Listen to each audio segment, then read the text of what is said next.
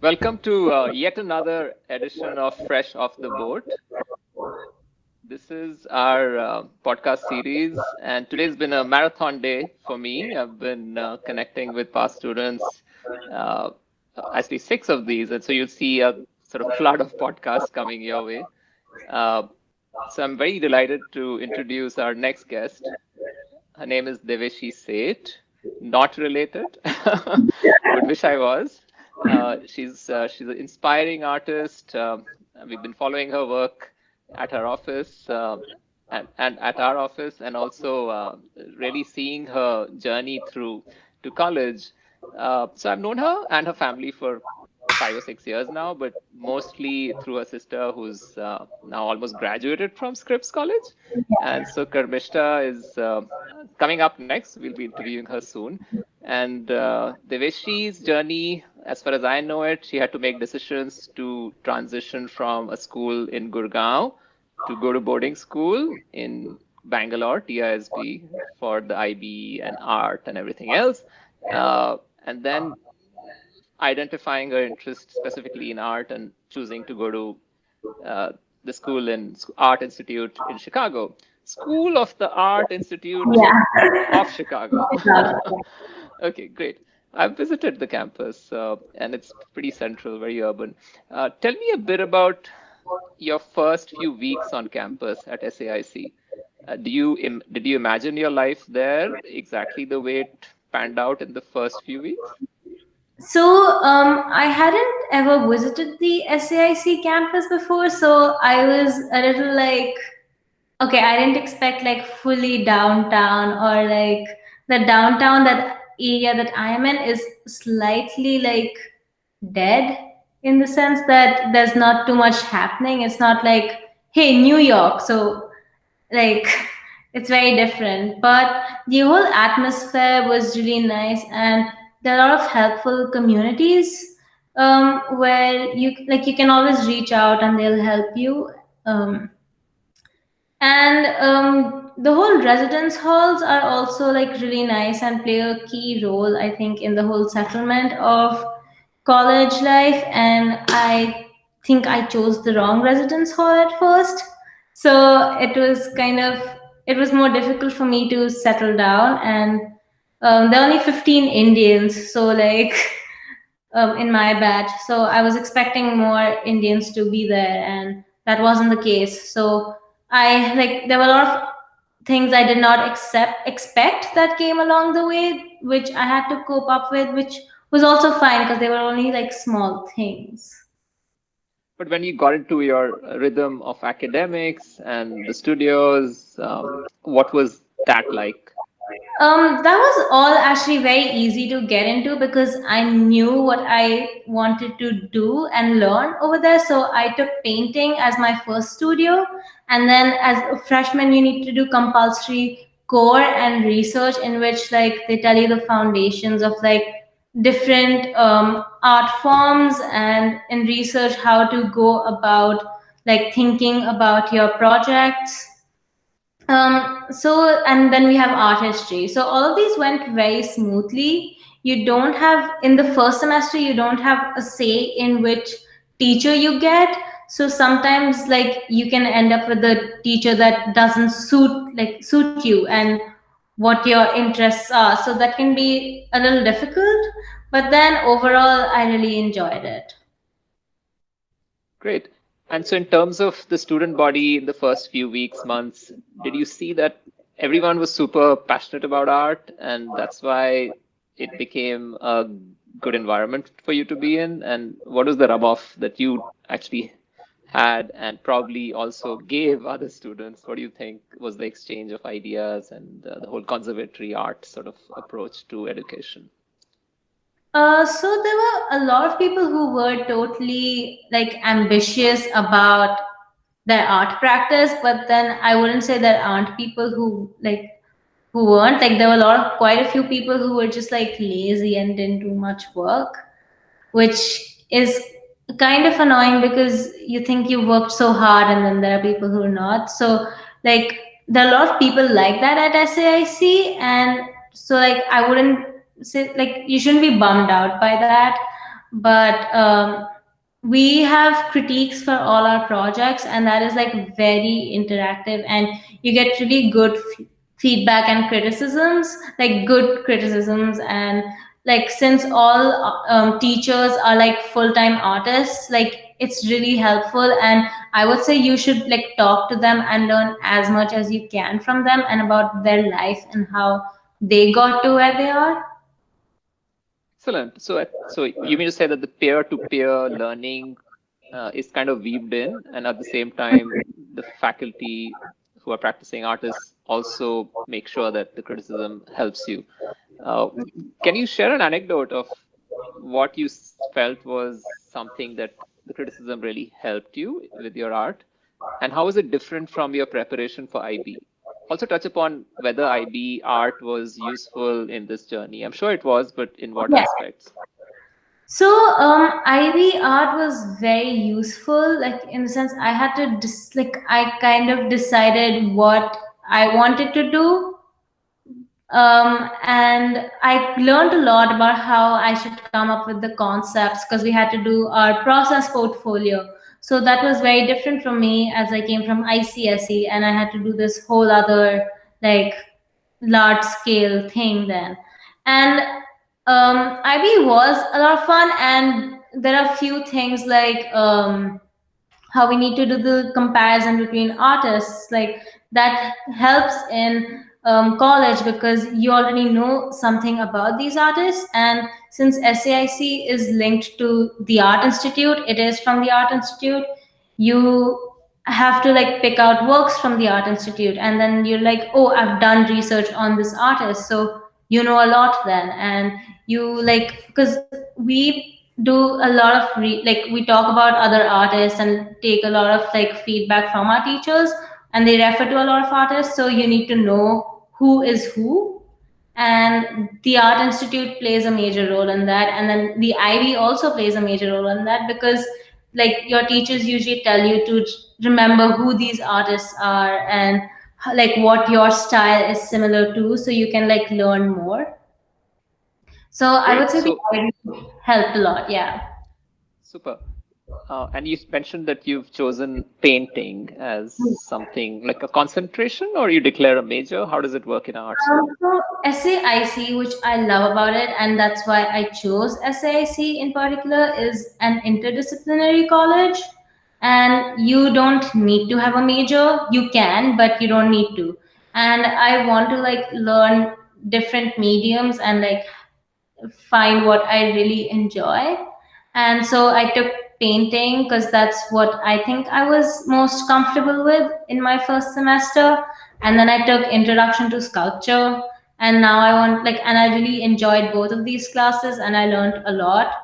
So I want to like branch out into other forms like fibers, ceramics, and SAIC really lets you do that, which is really good. But then you can also have a major or like a core stream if you like.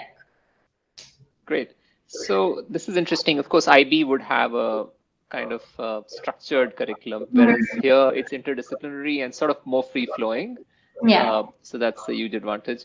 But in terms of the other part of the first question, the initial question was that what was that whole wow moment that okay, this is how art should be taught, something different from IB. Is there Um, anything other wouldn't. than the criticism which you mentioned that I'm the it was more like because I guess the teachers were more engaging and like they taught more and they were like more in a, yeah, you have like they were more like had more energy in them for me at least compared to how my teachers were in KISB.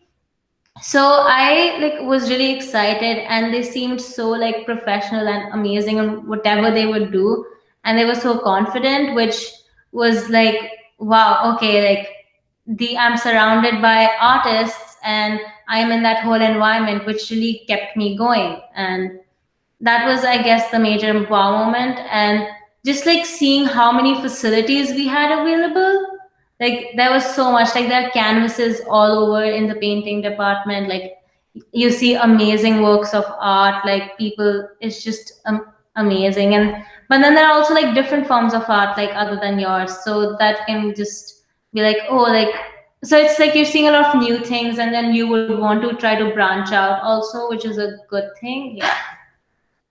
All right, great. So, in terms of exploring the interdisciplinary, and the US education system sort of, has this feature, hallmark feature of the liberal Mhm. arts, sampling courses, like you said, art history could help you qualify for a gen ed requirement in, say, social sciences.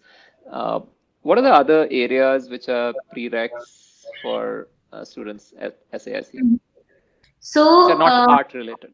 yeah. So, like a prereq is English. You need to fill 6 English credits, and I transferred them because I met the requirement to transfer them, like because I did IB English high level, and you can only transfer if you get a certain score in your high level English in IB. And same goes for AP. So they write their requirements down, and thankfully I was able to meet them. And so to after you like finish that prereq, you are able to take classes like other liberal art classes, like there are science classes, there are social science, humanities, and and just science, and it's like really nice. All the teachers come from neighboring colleges like U Chicago, UIC Halstead, and I since I transferred my last semester, I took a humanities class, which was a philosophy about Karl Marx, and I learned a lot. And my teacher was from U Chicago. I would say that you really need to look into where your teacher studied and teaches now, like in which college, to kind of understand how good the teacher is.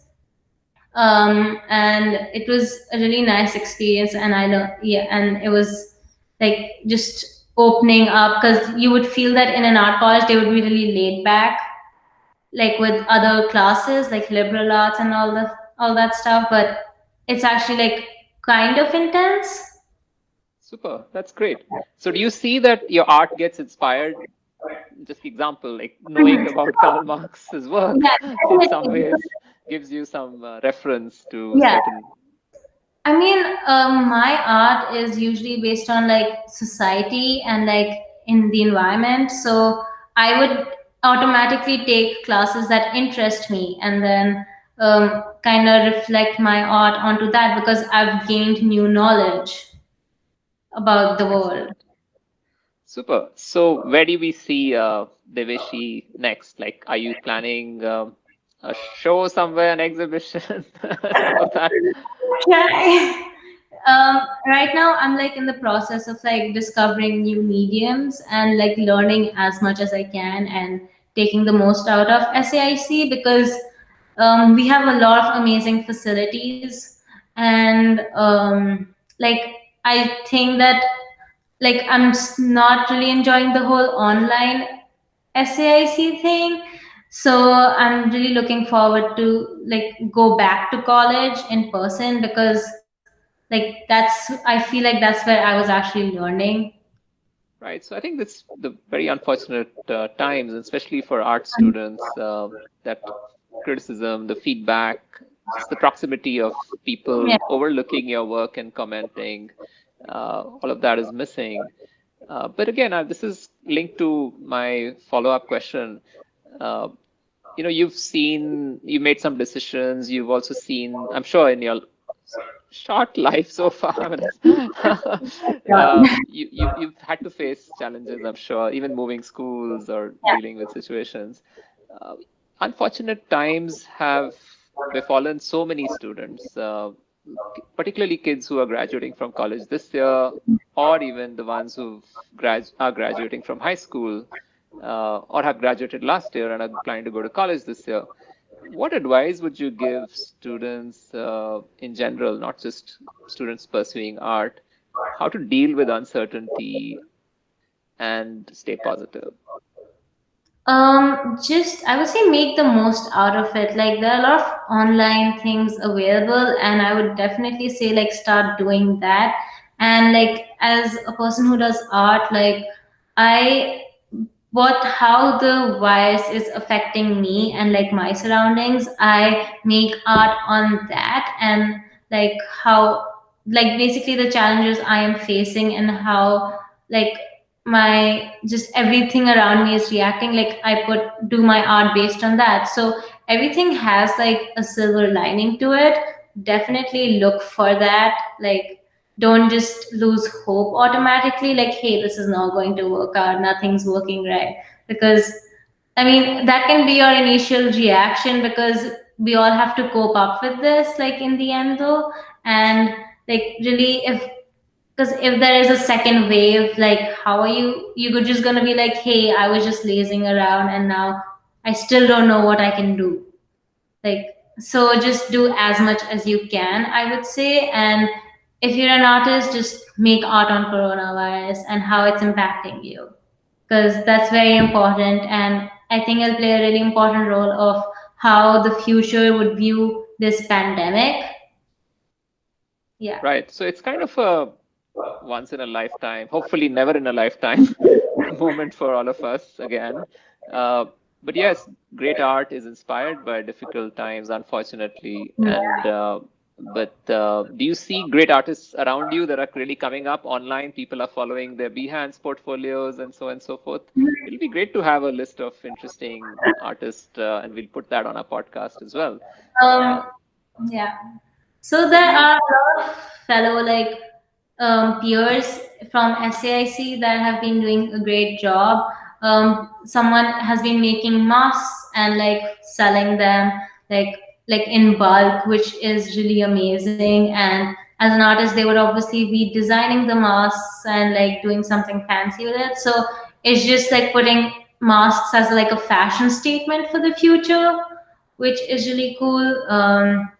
There are a lot of artists who like now, and peers from SAIC, like, who are really like into their Instagram and like posting their artworks daily. So it's more in like, it's interesting to see how like people are like dealing with everything, and it kind of inspires me to do more.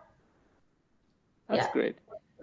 And do you think that the pandemic and the way people are all at home, the value of art and creatives uh, will suddenly be more recognized? Do you think there'll be more career opportunities for people who think differently and are creative? In the like, for digital art and like visual communication, for sure.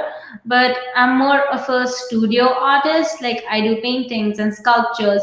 So it's like it was harder for me to cope up, because I like to work like with 3D objects.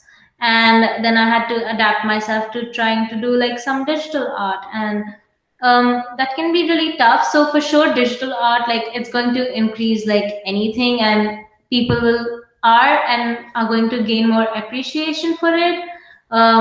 I'm still not sure how the world would like is going to view like fine arts, and I don't think that's going to Okay. change too much. Right. So, a lot of parents have this question, oh, my son, my daughter, they want to become performing artists, visual artists. Particularly, we hear that from mostly emerging countries like India, uh, where ROI is a big question mark. I know it's privileged to have parents who can be open-minded and afford education for their kids Yeah. in art, particularly now with so much uncertainty. What do you think is the message you would give students who are uncertain about taking the plunge, but they really know that art is right for them?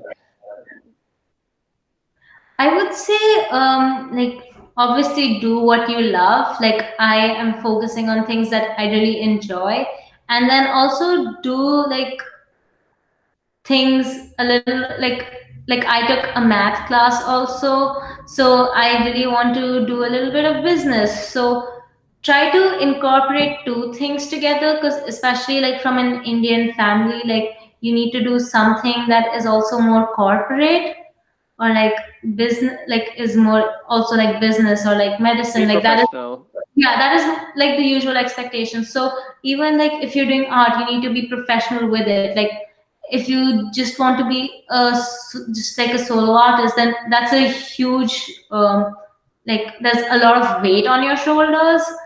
So you can just like, it's like kind of like go home or go big. It's like the gig economy. You're good at something, you got to figure out how to put Yeah. your wares out there So and let the world know about yeah. it. So definitely, if like you want, like I would say, have a backup option, and then also incorporate the two, because like what you learn from art college, like it's a lot of useful life skills also and technical skills, and I want to incorporate like my art into whichever job I would want to do in the future. So just think as broadly as you can about what the possibilities are for you, like with like doing as a performance artist or anything. Like art is a very good way of learning new things. Great. So now I'm going to rewind a little bit and sort of look at high school preparation for, say, art schools, and even in general, the advice you get from counselors, including Yeah. our team. Of course, you could just debunk everything and say what you learned in high school is not what the colleges wanted, or obviously, sort of somewhere in between. What advice would you give high school kids who are looking at top art schools, say in painting, sculpture, etc.? What should they be doing differently from what you probably didn't do? I would say like experiment with art and like art forms as much as you can. Like I did, but I feel like I could have like made bigger projects and been more ambitious with my art. Because like over in college, like there are so many people doing like such like big projects, and you're like, whoa, I have never learned this. I don't know how I'll do it. Like, there are so many Give amazing. an example of big Uh, projects. so usually in course, so as we're learning like different things, like people have like a very different view also of how to do things, like because you're all from different backgrounds. But like people make these huge sculptures or huge projects, like um someone made this six no actually like 7 8 foot dinosaur thing from cardboard, and I was just like, wow, like that's, and she was a freshman, so like the same age as me, and I was like, wow, like this is so amazing. How? And I would say like be more ambitious and like do big stuff or like small stuff, but like just be very, Impact. yeah, Be ambitious with how you want to impact with your art. yeah. That's Because amazing. it's just like, because it just shows like how driven people are at SAIC also, and it helps you like, but sometimes you might feel like, especially like since I was like, I feel like in India people are still like evolving, like how to teach art, like it's still not there yet. It's in high school, like how like ambitious people can be with different things. Like definitely artists in India are, but like when it comes to teaching, I don't think it's still there like at that level of college. Got it. So what you would say is that school art teachers should encourage students to be extremely sort of audacious and sort of think big from the get-go.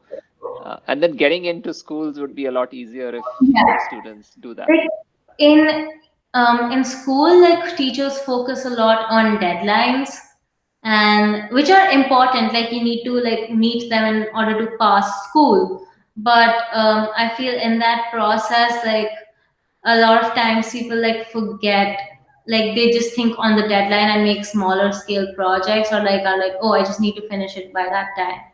And I feel like the amount of materials available to us, like what the school gives us, is not like, it's not a lot. Like we still need like more, like if I was doing plaster, I didn't have the right resource, other extra resources to actually do plaster properly.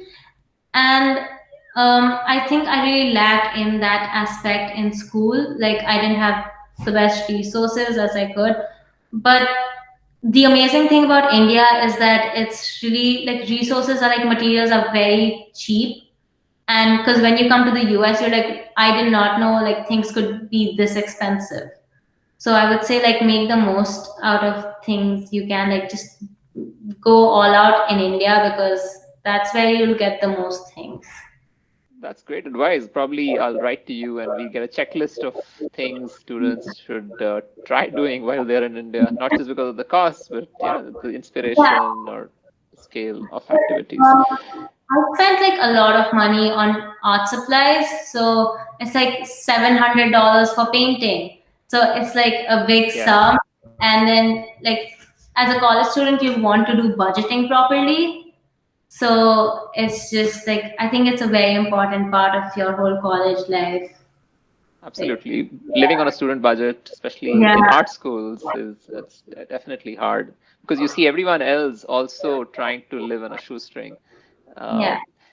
Fine, great. I think we'll switch gears now, and this is more to do with you. Tell me, if you were to pick three adjectives which describe your strengths, what would they be? It's like a rapid fire. Three Uh, adjectives, strengths. this is hard. I'm not very good with words. Uh, Okay, phrases will do too, but try. I guess wise, uh, uh, really like perceptive. That's the word. And I don't, and yeah, I think I like to observe things a lot. So yeah, that. Okay, so perceptive, observe, kind of similar. You Yeah. want to try one more? Um, um, determined. Okay, that's Yeah. good. Great. So one question, which is again quite a quick response, is what was your biggest failure and what was the learning from that? My biggest failure, like especially at SAIC, I feel was in my freshman year. I did not reach out and like interact as much as I wanted to, which made me feel like really lonely. And also, since I like to like base my work on people, like how society is and like the people around me, I feel like I was just lacking a little bit. And so in my second year, I mean in my second semester, I really tried to work on that, and I was like reaching out to people, meeting people, and like I slowly noticed myself being like more ambitious with my work because I was more clear about what I wanted to do, like according like in like subject to how I view my art. That's And great. Yeah, so and go ahead. I guess in college it's really important to reach out to people and like be like get to know as many people as you can, like because there's Super. such It's interesting that um, I think 90% of the students I've been interviewing have been saying this, that people are there to help. There's no point just believing that you'll figure it out alone. yeah. And being in a new environment, talking to people, sharing what you're going through is so important. So super, great. Again, one last question, and we'll then invite you for a webinar or a panel for later on, where we'll combine maybe two artists performing visual, film, uh, and other creatives on an interesting panel. So that's for later. But what were your fondest memories of working with our team and me or anyone else? I actually enjoyed like working on the essays and Okay. also meet like when we would get together, like I would meet other people like from Dune School or like just meet people from TISB, like my friends. And it was just like really nice and seeing them in a different environment and just working with them in a whole different like college perspective. Like writing essays was amazing and it was a very lengthy process, but I had to think, like I was pushed to think in ways I usually wouldn't think. So that was definitely a great experience, and just like how you can meet other people from other schools and like connect with more people, definitely very important. Great. So this comes kind of boils down to the same thing that, you use, not use, I think work with mentors. And I think when we talk about our way of working with students. It's also mentor.